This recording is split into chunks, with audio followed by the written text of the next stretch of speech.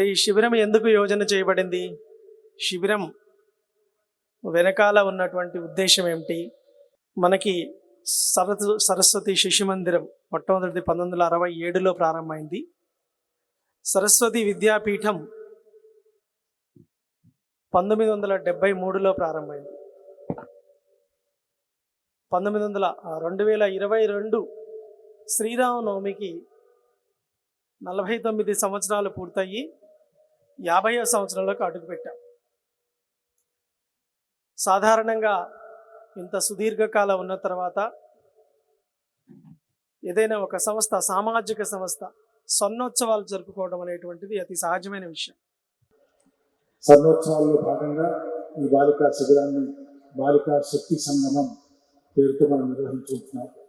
బాలికల శక్తికి ఇదొక సంకేతంగా ప్రజలందరికీ ఒక సందేశం వెళ్ళాలని మనం కూర్చొని ఆ సందేశాన్ని పంపించే ప్రయత్నం మనం చేస్తున్నాం.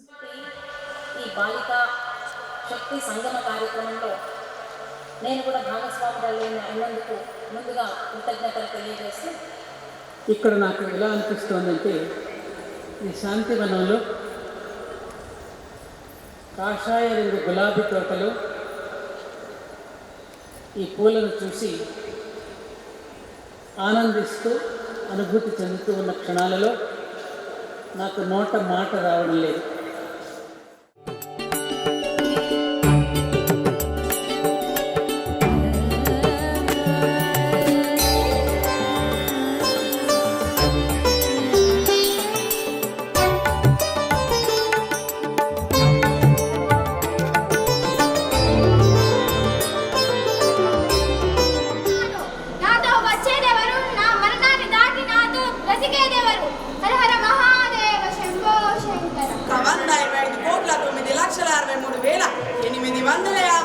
మంది నాతో గుట్టువులు నీ ఒడిలో అల్లారు ముద్దుగా పేరికి పెద్దవారు.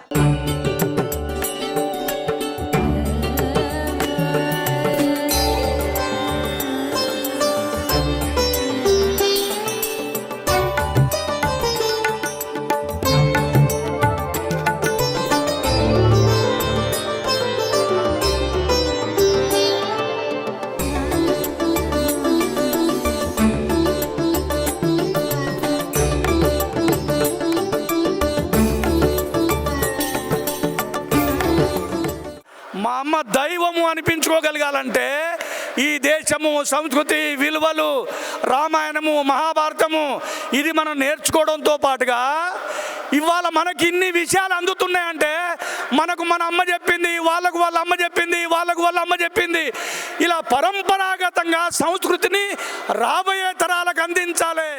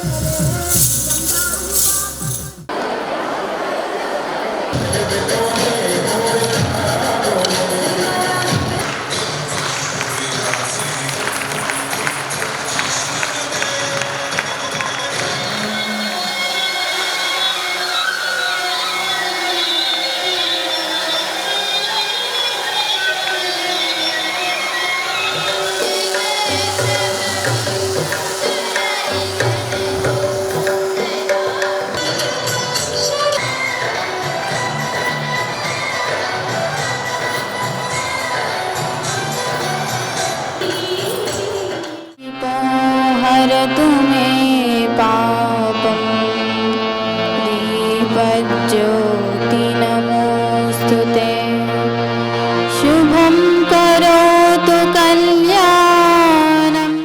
Slow and steady wins the race. మీరు చదువుకున్నారు కదా అది, కానీ దానికన్నా ఇంపార్టెంట్ ఏంటంటే మన గోలు, మన ధ్యేయం ఏంటో అది ఎప్పుడూ మన మైండ్లో, మన హృదయంలో దాన్ని పెట్టుకోవాలి. తాబేలులాగా శక్తి లేకపోయినా కూడా మనం ఆ గోల్ మీద మనకు ఫోకస్ ఉంటే మనం గెలుస్తాం. ఒక ప్రాబ్లం వచ్చినప్పుడు, ఒక సమస్య వచ్చినప్పుడు, ఒక ఒత్తిడి వచ్చినప్పుడు, ఒక ఆందోళన వచ్చినప్పుడు మీ స్నేహితులతో పంచుకోవచ్చు, మీ టీచర్స్తో పంచుకోవచ్చు, తల్లిదండ్రులతో పంచుకోవచ్చు, మీ సిబ్లింగ్స్ అంటే అక్క, చెల్లి, అన్న, తమ్ముడితో పంచుకోవచ్చు. మరి బాగా చదువుకోవాలంటే ఆరోగ్యంగా కూడా ఉండాలి కదా. సో ఇన్ని బాధ్యతలు చేసేటప్పుడు మిమ్మల్ని మీరు నెగ్లెక్ట్ చేసుకోవద్దు. మీ ఆహారం, మీ వ్యాయామం, మీ హైజీన్ అవన్నీ కూడా మీరు దృష్టిలో పెట్టుకోవాలి. నేనే బలవంతురాలిని, అంతా నాలోనే ఉంది, ఈ ప్రపంచం అంతా నాలోనే ఉంది, ఇంకా మనకి ఎవరో ఏదో ఇచ్చేది ఏమిటి, మనమే కదా ప్రపంచానికి అందరికీ ఇస్తున్నాము. Have you seen man talking? Did you get any kind of inspiration or motivation? Would you like to work on those lines? కానీ మీ బాధ్యత ఏముంది అనేది మీ తల్లిదండ్రులు, గురువులు మీకు ఎప్పుడు చెప్తూనే ఉంటారు.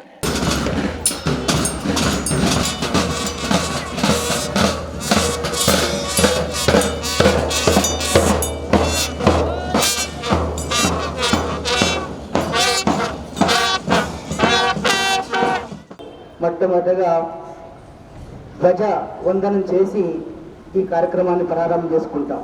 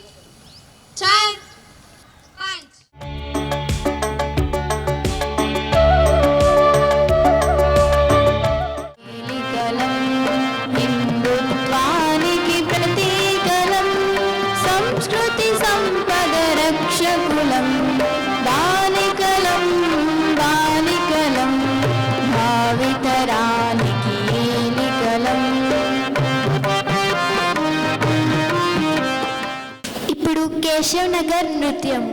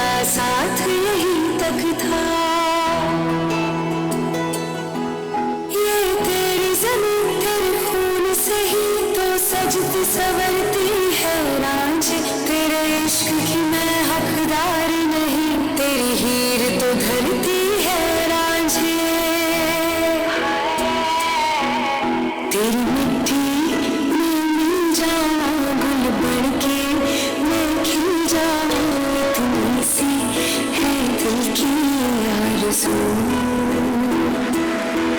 तेरी नदियों में बह जावा तेरे खेतों में लहरावा इतनी सी है दिल की आरज़ू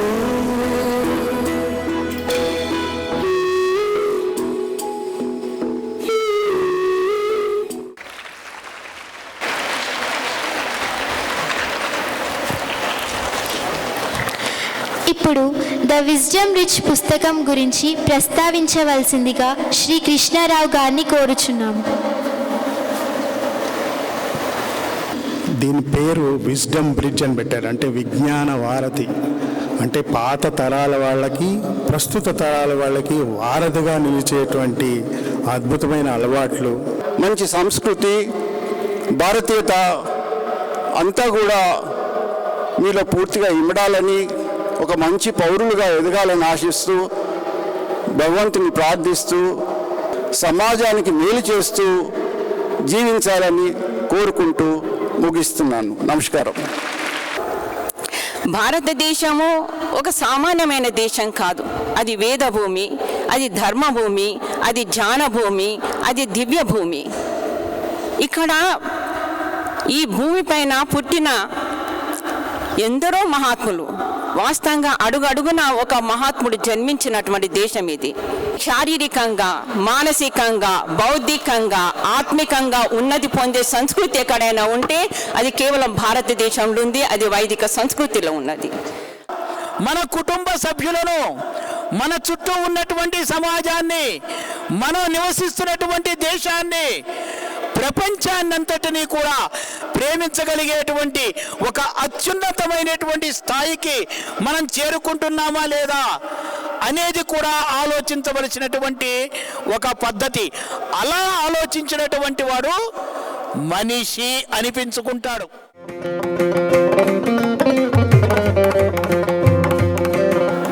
మీ అందరికీ కూడా ఇంత చక్కగా వచ్చి 3 డే శిబిరంలో చక్కగా పార్టిసిపేట్ చేసినందుకు మీ అందరికీ కూడా మళ్ళా ధన్యవాదాలు.